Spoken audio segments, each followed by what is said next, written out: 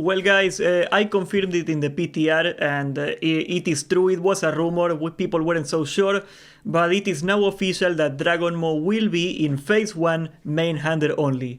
As you guys know, Dragonmaw is the blacksmithing weapon and it is the best in slot weapon almost forever, all the way to tier 6 is that good, it's an insane weapon, okay? It has, why is it so broken? Okay, let's talk about that. It has the same proc as DST. That's it, the best trinket in the game, 200 haste, 20% more or less haste. It is unbelievably broken and it will be best in slot for Fury Warriors and Enhancement Shamans for freaking ever. However, the old setup of using two of these, one in each hand, is not gonna be possible anymore. So how is that gonna affect the meta? And we got some things to show you here, okay? Before the implications, of which there are gonna be many, the best in slot is gonna be the Gladiator weapon. Now, it comes in sword form and it comes in axe form, so if you're an orc or a human, it doesn't matter, you're gonna get your racial anyway. Gladiator gear is usually not that good for PvE, but it has the same DPS as Dragonmaw. The weapon is an exception, and yes, you can get an off-hander weapon. 91 DPS, just like Dragonmaw, and slow 260 speed, which is exactly what you want. Of course, you are not gonna get Gladiator in the first week. You are not gonna get Gladiator, you're not gonna get it in a few weeks, and that's assuming you're ranking very well.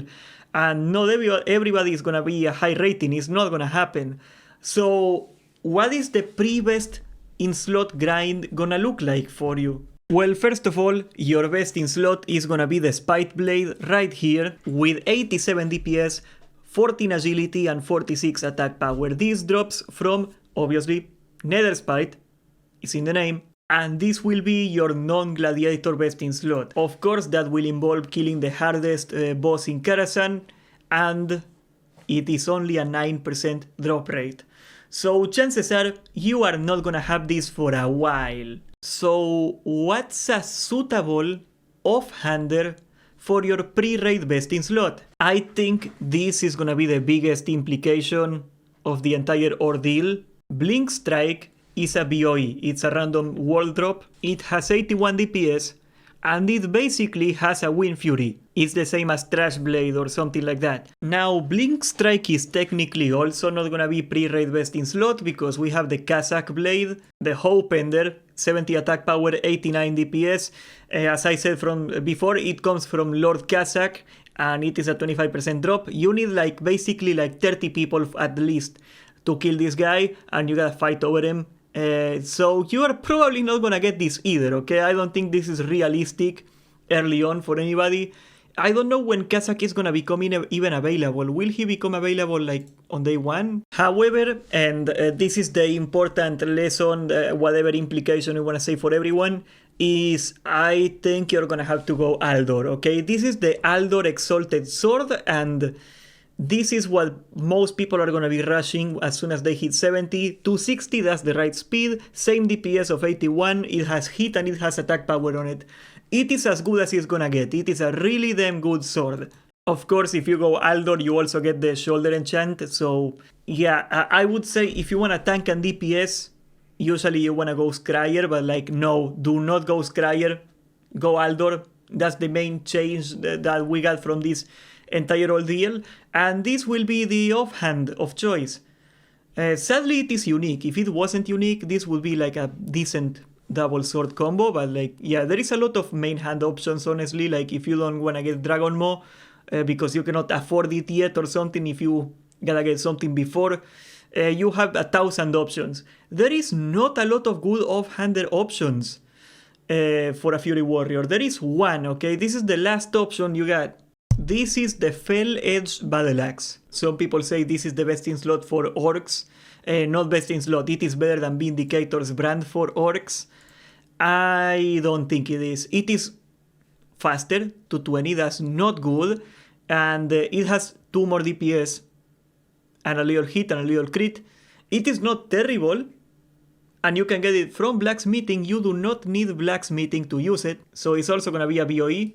And I also expect this thing to go pretty expensive. It takes 2 nethers and 8 mites It's not gonna be a cheap weapon, but it will be the best choice for you unless you wanna buy Blink Strike. Can we do a bet in the comments? Can we do like a bet? How much do you think Blink Strike is gonna go for? I think we're gonna see this little thing for like 10k, easily. It's gonna be that crazy. If you get one of these dropping early on, you're gonna be Jesus. Now I wanna demonstrate what's gonna happen in practice. We can still sim 2 Dragonmaws, okay? So if you got a double Dragonmaw, you're gonna be doing a 1893 DPS.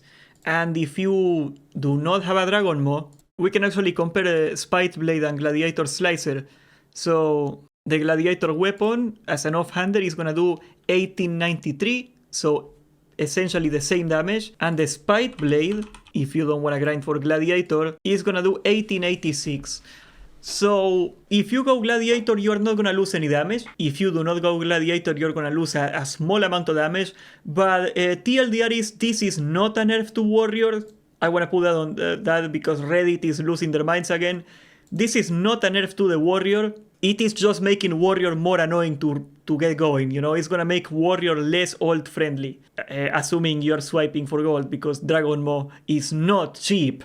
Let's make that clear. If you got 2 Dragonmaws on week 1, you swiped like a god. That's a lot of money. I don't even want to know. It's probably gonna be like $300 to get 2 Dragonmaws. Yeah. Will this change anything? Not really. I don't think Dragonmaw is the make or break of the Fury Warrior. If there's one make or break, is that people, and I am very tempted to make a video on this. Like people telling me that Warlock is not gonna be the god on TBC, Warlock is not that good, Warrior is better, this and that. I have no doubt that a good Fury Warrior is gonna beat a Warlock in single target damage. The problem is they are not gonna get DST. DST is extremely rare and every melee wants it. And without DST, the Warrior is so much worse. So even if the theoretical DPS of the Warrior wasn't nerfed, it's gonna be a lot harder for Warriors to get going, to get common line, so to speak. And I guess that will affect the meta in a way. I don't want to discourage you from rolling a Warrior. Warriors are still great and Warriors are still valuable and they do really good damage. When I say that the Warlock is going to be ruling TBC, I don't mean that you cannot beat a Warlock in damage. But you're going to have to be willing to put in a lot of effort now. You're going to need a Dragonmaw and a Gladiator weapon to compete with a Warlock. And a DST, I mean, you gotta get it. And like, it's like a 12% drop of Gruul for a 25-man. You can mat it out. The chances are not very good. But yes, we're gonna be doing a little more PTR today, and tomorrow we're probably gonna be doing arenas with Jerome, so stay tuned for that. But we are gonna be live on the PTR every day, so please follow the Twitch and subscribe, join the Discord, and thank you for watching.